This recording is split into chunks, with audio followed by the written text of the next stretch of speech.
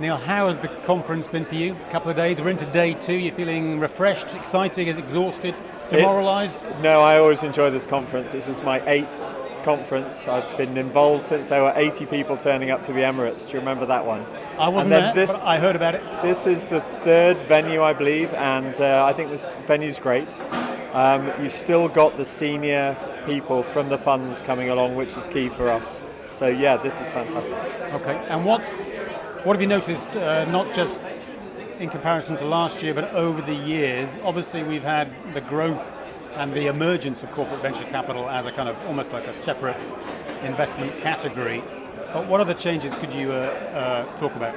I think one of the key things that has developed from this conference and elsewhere is the emergence of best practice, and a lot of the panels and the conversations across sectors actually is about best practice in deal terms, deal execution and strategies. Because before, unless the community, the asset class, if you like, comes together, then how do you develop best practice? See, I've just been on a panel for life sciences, and pharmaceutical companies have been doing this for 30 years, but other industries are later to the party, insurance, automotive, for example, and they can share best practice stories. Okay, so what type of deals are you doing? Have you got any funky flying cars?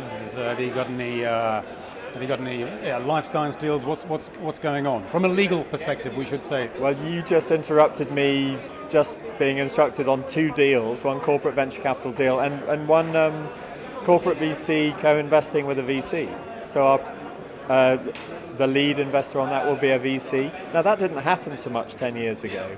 The deals where the corporates and the VCs are collaborating for investment. The corporates are extremely good in understanding due diligence and channel and the market opportunities, and the VCs are experts in deal terms and deal execution and obviously turning it a profit at the end. So that's one of the themes. Oh, good, okay. Well, Baker Bott's obviously renowned for energy and IP as well. Let's talk a bit about the energy sector. You very kindly supported our conference in Houston last year. What developments are you seeing there? The energy sector is a fascinating sector because they have balance sheets sufficient to invest a lot in technology and IP.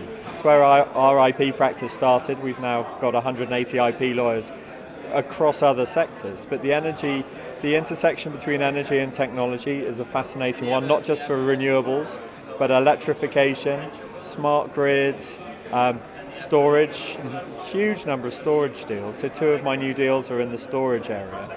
And these are key. And the crossover between telecoms and energy, I was just having a conversation with, digitization of energy, the renewables being fed into a grid where the technology is 130 years old. All of this needs digitizing.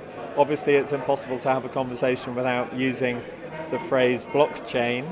And so that is also an element that is crossing the 2 sectors. No, I seem to manage it myself, but I should try and include that phrase more often. So well, let's call it a day at that. Thank you, Neil. Thank you, Neil Foster, a very long-standing supporter of global corporate venturing.